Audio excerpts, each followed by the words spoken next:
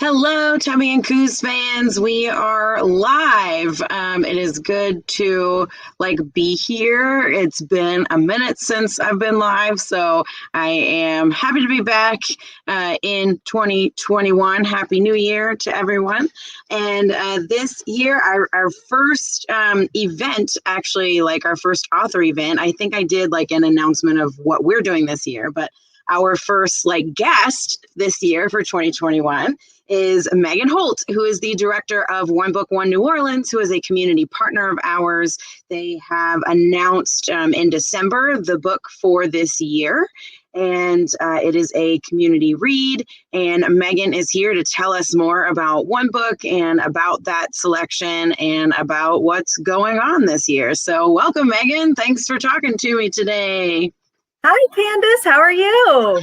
I'm pretty good. Oh, and for those of you who may or may not have watched, we did re-air some of the panels from this, but the Words and Music Festival, couldn't think of it. There we go. Words and Music Festival happened back in November. It was wonderful. It's put on by One Book, One New Orleans.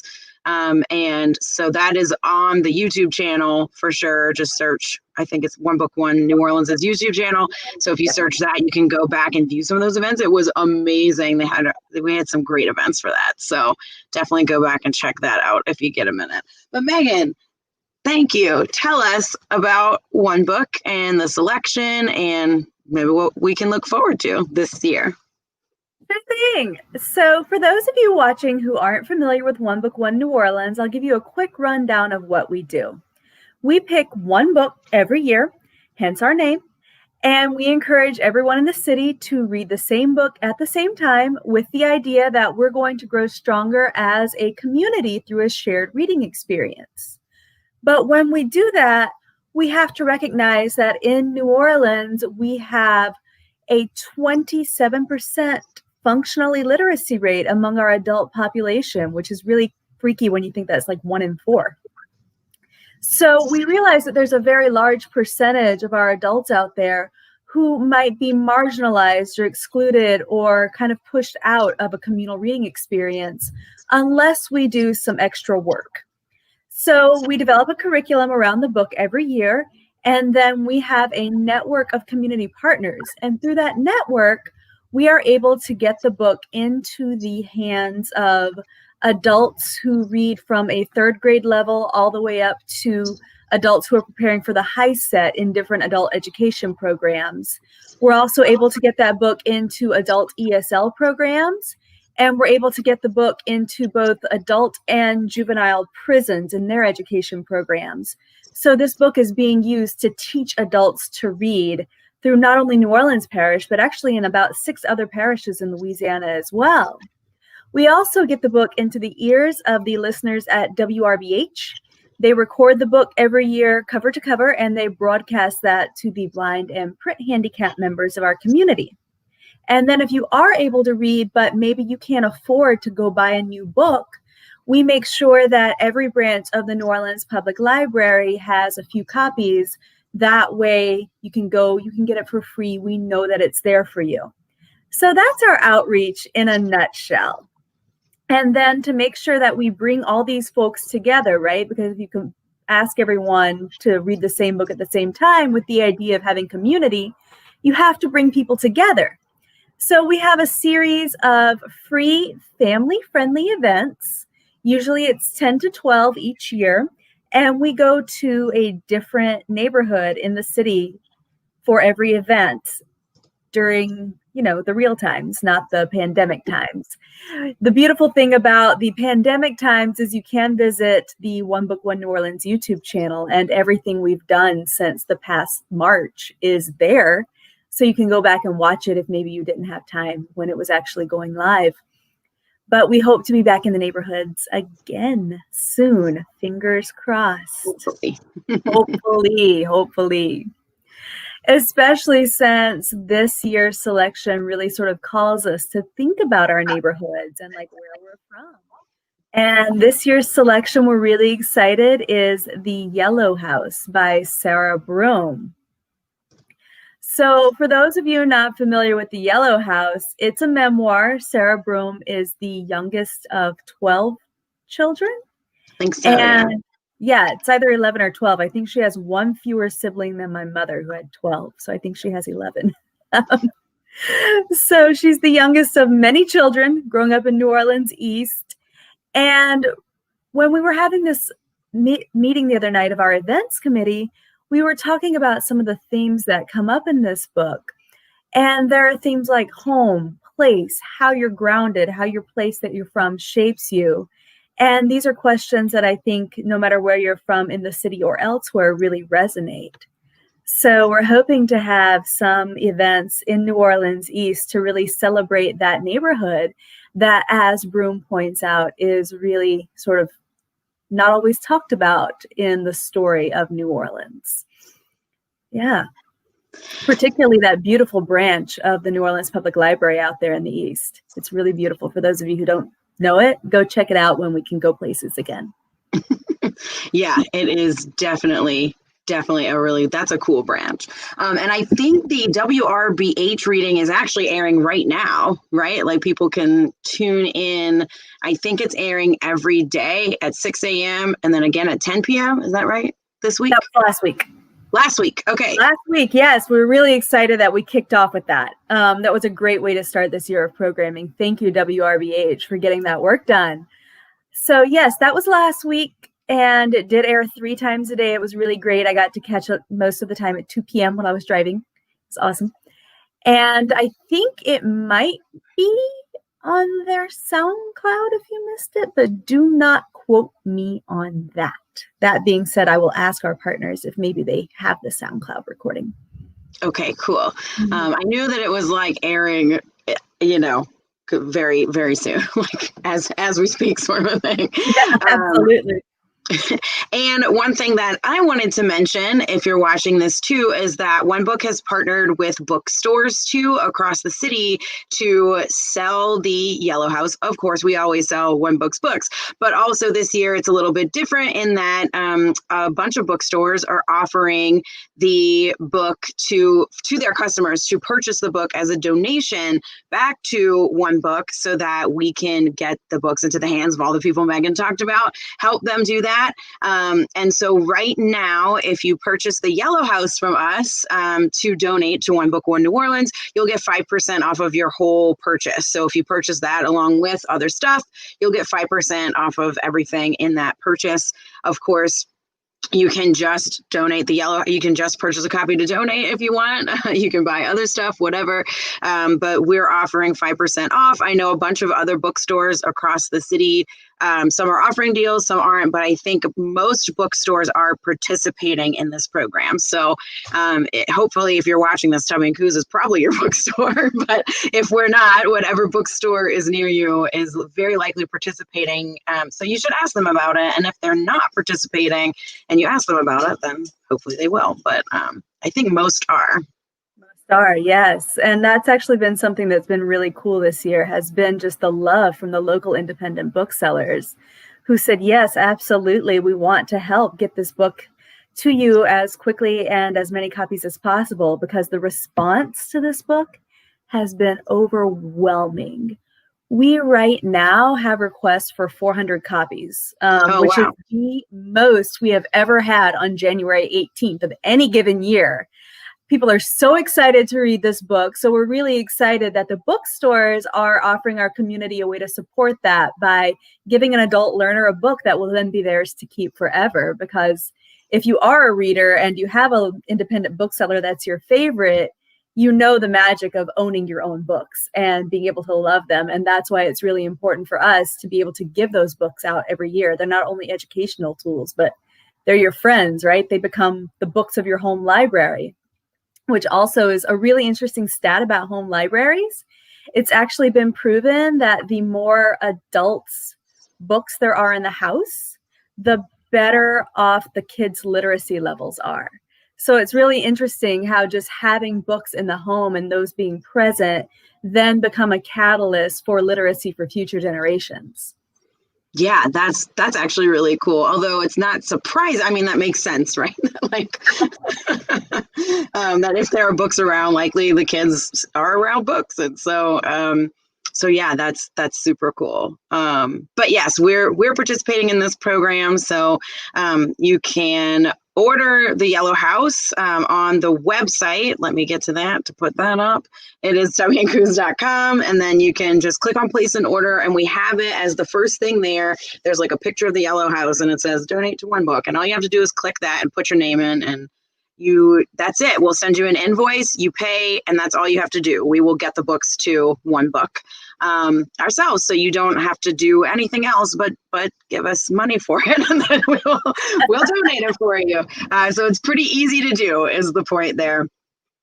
So you have to order that directly from us. That's one thing to note as well. I know that we have customers who shop on bookshop.org, which is awesome, but if you order it from there, which you can do if that's easier for you, but make sure if you order it from there, you ship it to Tubby and Coos and not to yourself. If you ship it to yourself, you can bring it here, or you can donate it directly to one book. That's also fine. But if you want to order it, either order it directly from us, which is easier, or make sure that you ship it here with a note that says this is a donation if you order it from Bookshop. Because we don't fulfill those orders, as a lot of you have learned. So yes, tubbyandcoos.com and place an order is the best way to do that, and we'll be doing that all year. So start now, but throughout the year, if you think about it, just you can donate books at any time. And I know that One Book is working on events for this year. I'm on the events committee, which is really cool. I'm excited about that this year. And I know that at least at the beginning, they'll be virtual. And then hopefully towards the end of the year, can do real in-person events again. Yes, definitely. We're planning a really cool series that maybe will become a virtual in-person hybrid. Because the thing about the virtual events is I think we're going to keep some of those components even when we go back live. It's been really nice that folks who are far from home for whatever reason, but who love New Orleans and want to keep up with what's going on, have been able to watch. So we're thinking we're still going to live stream on Facebook and YouTube as the live events are happening and kind of do like a best of both worlds thing. And that I think will also help folks who may still be a little leery of going out in public when we go back to in-person events to be able to participate as well. So like I said, the one thing at the top of my list when we can go back in person is having an event in New Orleans East. I think it will be amazing. We would also really love for, at some point, whether it's virtual or in person, we'd love for there to be a sort of historical talk on New Orleans East and really what happened in that area, because it's a fascinating history, and Broom delves into it in the introduction of her book. There's this section called Map right at the very beginning, and then a little bit also in Movement 1, she talks about New Orleans East coming up. So we're looking forward to that. We're also looking forward to maybe some interactive moving events that we would be partnering with some larger entities on. Also, the thing that I'm really thrilled about is that the adult education programs and the education programs in prisons that are receiving books from us are going to participate in a publication we're going to drop at the end of the year. It's called Letters Home. So there's this one moment in Movement 3 in the Yellow House in which Broom starts writing letters to the Yellow House after it's gone. It's been, spoiler alert, destroyed by Katrina. I don't think I'm giving away too much there because she says I think so. Yeah. So she starts writing letters to the house that's no longer there. And I think that experience, whether we've moved or our house is no longer there where we used to live, or our family's moved on, but the house is still standing, we all have this experience of having this childhood home and the way that we've sort of moved on from it and the way it still sort of defines us, even if we have. So this idea of Letters Home became the catalyst for this book we're going to launch, which is adult learners writing letters to their childhood homes. And we're going to collect those into a little volume, and we're going to publish it. And then every adult learner that contributes to the book will then receive a copy to keep. So not only will they have the Yellow House, but they'll also have a book in which they have a piece featured. And I think that that'll be really empowering, right? There's something about seeing yourself in print that goes a long way, I think, to boosting your confidence and your literacy skills, and hopefully helps folks keep up going in their education journey and taking that next step. We did this a few years ago, Candace. You partnered with us on this in 2018. Folks wrote about their favorite food memories and their recipes. And one woman there actually asked for a copy. She had a piece in the book to take to each of her 14 kids, because she's like, I'm going to give this to them for Christmas because I'm in print, so they each got a copy of their mom in print, which was so cool. And we're so looking forward to sort of reviving that in the context of the Yellow House. Also, our committee was talking about ideas of fashion. There's a lot of fashion in the book, which is really cool. The mom sews all of her kids' clothes, and she puts Ivory May's creations in all of her children's clothing. And thinking about the way that not only fashion, but sewing is such an integral part of our city, not only for people who make their families' clothes, but also for our Mardi Gras Indian traditions. So thinking about the significance of sewing in New Orleans, I think that could be a fascinating discussion as well. And that's something that could happen either in person or virtual. So you should join our mailing list. You can go to onebookoneNOLA.org to sign up for that. And then follow us on Facebook, Twitter, Instagram. We'll be announcing all of these dates, times, hopefully in person, but definitely virtual locations for all of our events. And throughout the year, you can have something to look forward to at least once a month. Awesome. I'm looking forward to it because I think these discussions surrounding this book are going to be so good. The book is fascinating. And if you haven't read the book, of course, it is the One Book, One New Orleans book. We're all reading it this year at the same time and having these discussions surrounding it. So get one for yourself and read it as well. Whether you're born and raised here or whether you moved here at some point, if you're a New Orleanian, I think you will appreciate this book, regardless of if you're born and raised or not. I think she has lots of things in here that are really cool. So definitely get one for yourself as well. And then, of course, one more time, you can purchase one to donate to One Book, One New Orleans and get 5% off of your whole purchase. We would love to help One Book, One New Orleans get this book into the hands of as many people as possible. As you heard Megan say, they have 400 requests already. So we definitely want to donate as many books as we can to them this year. So you can help us do that, please, by purchasing the book. And I think that's about it. Is there anything else, Megan, to mention about this? Good. Also look forward to Words and Music in November again, and we will definitely be doing something really cool around this book for that festival as well. Awesome. Well, I am looking forward to it. And if you are watching this, we would love to hear too about your New Orleans experience. I think that would be really cool. So if you want to email info@tubbyandcoos.com or comment here on this video or send us a DM, like whatever. But I think it would be really cool to hear about everybody's experience. This New Orleans, this book is about identity surrounding New Orleans too, is a big theme. So we would love to hear from you as far as like, what is New Orleans to you? So if you are so inclined, send that to us and we'll maybe collect those and do something with them. I don't know. Maybe not. Maybe I'll just read them. But I think it would be really cool. Just like, yeah, surrounding this book to like, make a website or something about just like, what does New Orleans mean to you? So if you're so inclined, send that to us and we'll quote either anonymously or if you want your name to be included, that's cool too. We'll quote and for now, maybe put them on the blog post that I have about this book and see what we get. I think that'd be cool. All right. Thanks, Megan, for talking to me today about this. Thanks to everyone for watching, and we'll see y'all next time. Bye.